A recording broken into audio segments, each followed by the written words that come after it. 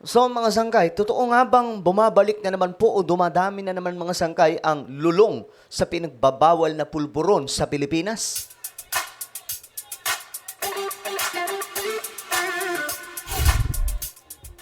Yo, what's up guys? This is me, Sangkay Janjan. I'm back for another vlog today. Kamusta po mga kababayan? Mga solid sangkay na nanonood ngayon, naway ayos lamang po tayo dyan. Okay guys, eto pag-uusapan po natin ngayon mga sangkay itong nangyayari no, sa Pilipinas. Patungkol po dito mga sangkay sa ipinagbabawal na pulburon. Ah, may mga nagsasabi kasi mga sangkay na bumabalik na daw o nagbabalikan na naman mga sangkay yung mga dating nagbagong buhay mga sangkay tapos hindi na gumagamit. Ngayon na naman daw ay gumagamit. Well, pag-usapan po natin yan ngayon mga sangkay. Anyway, bago tayo magsimula, pakisubscribe po muna yung ating YouTube channel. Alright? Sa mga hindi pa po dyan nakakapag-subscribe, naku po, may good news po tayo. Road to 2 million subscribers na po tayo. So kung gusto nyo mapabilang sa dumaraming mga solid sangkay, ang gawin nyo lamang po ay isubscribe nyo po yung ating YouTube channel, i-click ang bell at i-click nyo po yung all. Sa mga nanonood naman po sa Facebook, i-follow nyo po yung ating Facebook page. Okay guys, eto nga mga sangkay. Gusto kong i-address ito. Kasi may nangyayari sa Pilipinas mga sangkay na dapat po natin, kumbaga, mabigyan po ng aksyon. Ulitin ko mga sangkay, tayo po ay pro-government. Okay? Kakaintindihan ba tayo? Tayo ay pro-government, nasa side po tayo ni PBBM. Tinutulungan po natin ang pamahalaan na ma-inform kung ano po ang ginagawa ng ating gobyerno, anong ginagawa ng ating pamahalaan, like yung mga projects, mga sangkay. Pero may mga opinion kami. Kaya halimbawa na lang, mga sangkay, kami mga vlogger, hindi po kami pare-parehas ng opinion sa mga nangyayari sa ating bansa. No? Kagaya na lamang po ng war on drugs ni Tatay Digong. Yung iba mga sangkay, sinasabi nila, ang pangit noon kasi may mga ganitong nadadamay. Ako naman, sa totoo lang, agree po ako dun. Bakit? Kasi mga sangkay, sino ba naman ang mag-aakala na mabubura mga sangkay o mapabawasan ng gusto mga sangkay ang bilang ng mga gumagamit ng panahong yun? Na-witness po natin. Ako mga sangkay, aminado ako kasi natutukan po natin ng time ni Tatay Digong mga sangkay kung saan rampant po ang mga gumagamit at kinailangan po talaga ng bata-batal yung mga pulis para masok po yun mga sangkay. Ngayon, ano ang ginagawa ni PBBM? Ito lang pag-usapan po muna natin. Ano ba talaga yung ginagawa ni PBBM pagdating po sa mga pinagbabawal na pulburon na yan? Kasi some people, nagsasabi po sila na walang ginagawa si PBBM. Meron po ginagawa si PBBM. May war on drugs pa rin mga sangkay. Pero ang target ngayon ni PBBM ay itong mga malalaking isda. You know, mga sangkay, kung anong ibig sabihin ko doon. Mga malalaking isda na nasa sakote. Kung naaalala nyo mga sangkay, na i-vlog pa po natin yan, yung mga ano talaga, yung mga high ranking na mga pinagkukunan ng mga pinagbabawal na pulburon. Mga ano pa yan, mga sangkay, mga ibang lahi na pumapasok sa Pilipinas. At sa panahon lamang din po ni PBBM, nagkahuli-huli ang mga yan at pinadala na po sa ibang mga bansa. Marahil hindi po ito alam ng marami. Pero ang nakakaligtaan natin mga sangkay, eto. Yung mga bara-barangay, eto po yung nirereklamo ngayon ng marami sa ating mga kababayan. No? Kung bakit may mga bumabatikos, yung iba nga po mga sangkay, naririnig ko pa, wala daw po silang pakialam sa mga project. Ang gusto lang nila, masugpo daw po yung mga bentahan na naman sakali ng mga pinagbabawal na pulburon. No, mga sangkay, ako mismo, na-witness ko yan. Bago kami lumipat ng tirahan, mga sangkay, no? Na-witness ko yan, bago kami lumipat ng tirahan.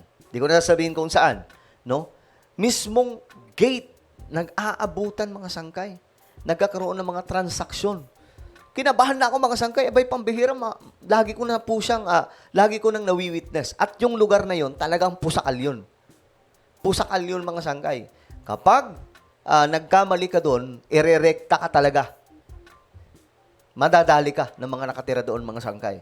So, ang ginawa na lamang po namin, nilumipat na lamang po kami ngayon mga sangkay. At salamat naman kay Lord at safe na kami sa lugar na nalipatan namin. Ngayon mga sangkay, ano ang nangyayari? Totoo ba na nagbabalikan na? Ako mga sangkay, masasabi ko talaga na totoo. May mga bumabalik po talaga. Hindi kasing lala mga sangkay nung panahon ni Noynoy Aquino kasi panahon ni Noynoy talagang grabe yun. Akala mo, tawas na binibenta sa kali, ganun lang ang abutan mga sangkay. Ngayon, kahit papano, medyo patago, pero makikita mo na mga sangkay. Nakikita mo na rin. Kasi ako nakita ko na rin eh. Na-witness ko na rin.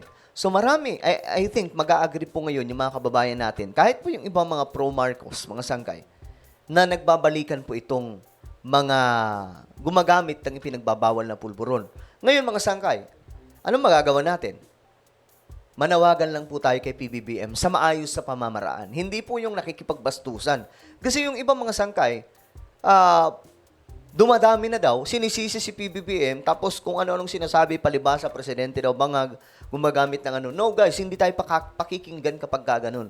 Manawagan po tayo ng maayos mga sangkay na Mr. President, I think kailangan nyo nang gumawa ng pamamaraan, yung pamayanan namin, may mga bumabalik na naman po, gumagamit na naman po ng mga pinagbabawal na pulburon, need namin yung tulong mo. Ganyan po manawagan mga sangkay, hindi po yung nakikipagbardagulan dyan para lamang po ipaglaman yung kanilang mga sinasabi, mga sangkay. So, ito po yung nangyayari ngayon sa Pilipinas.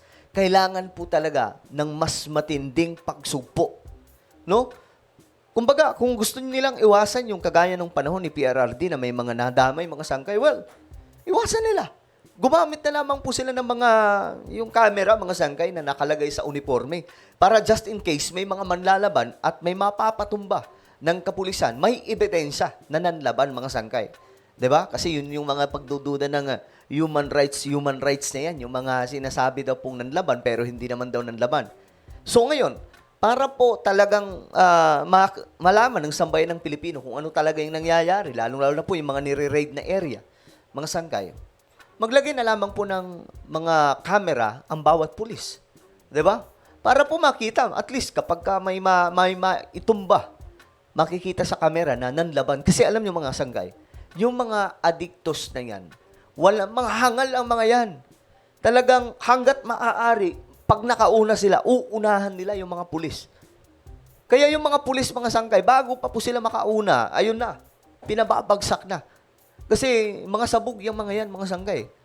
Pero, tandaan po natin, manawagan po tayo sa ating pamahalaan sa maayos na pamamaraan. Huwag po yung bastusan. Sabihin natin, Mr. President, yung pamayanan po namin, nagbabalikan na naman. Hindi na naman po sila natatakot. Sana po magawa ng pamamaraan. At sana rin po yung kapulisan natin, no? Higpitan po natin. Huwag po natin hayaan na maging narco state ang ating bansa. No, kagaya ng nangyari sa, halimbawa na lang, Colombia at iba pang mga bansa sa ating mundo. Mga sangkay. So, kailangan ma-address na ito. Kasi, kung hindi mapipigilan ito mga sangkay, lalala po ng lalala ang sitwasyon. Alam nyo, yung mga mamakikipot na lugar, try nyong pasukin yan ngayon mga sangkay. Try nyo lang, lalong-lalo na po sa Metro Manila. Yung mga hindi naniniwala na nagbabalikan, try nyo lang, pumunta kayo doon. At tingnan ninyo kung makabalik pa kayo na may na okay pa kayo. Kasi, Diyos mio Marimar, dumadami na po talaga.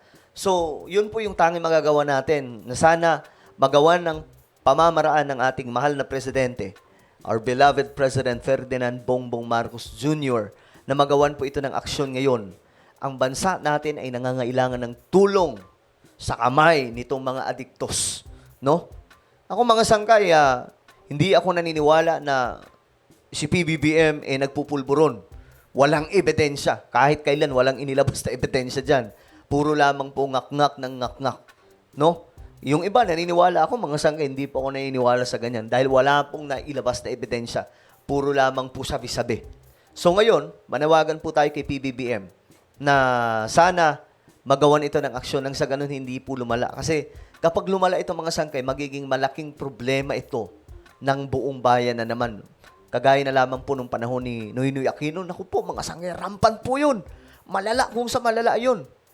Malala kung sa malala. Pagpasok ni PRRD, talagang grabe yung grabe yung operation ng mga kapulisan para lamang po madalin nila yung mga, may mga kampo kasi yung mga yan para po sa inyong kaalaman, may mga lugar po sila na may mga hideout. Pag may pumasok na mag-isa lang doon, dadalihin po talaga nila kasi iisipin nila na asset. Kaya naman, yung mga pulis noon, pag pumasok po mga sangkay sa isang lugar, lalong-lalo na po kapag looban, hindi lamang po 2 o 3. Halos isang batalyon mga sangkay. Nasa loob yung marami, may mga nasa labas pang nakabantay.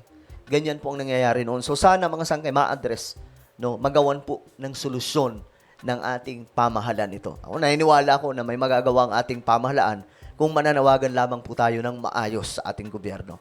Alright, so ano po ang inyong opinion? Just comment down below. Mayroon po tayong YouTube channel, mga sangkay. Ito po ay Sangkay Revelation. Hanapin nyo po ito sa YouTube. Kapag nakita nyo na, i-click nyo po yung subscribe, i-click ang bell, at i-click nyo po yung all. Ako na po ay magpapaalam. Mag-iingat pong lahat. God bless everyone.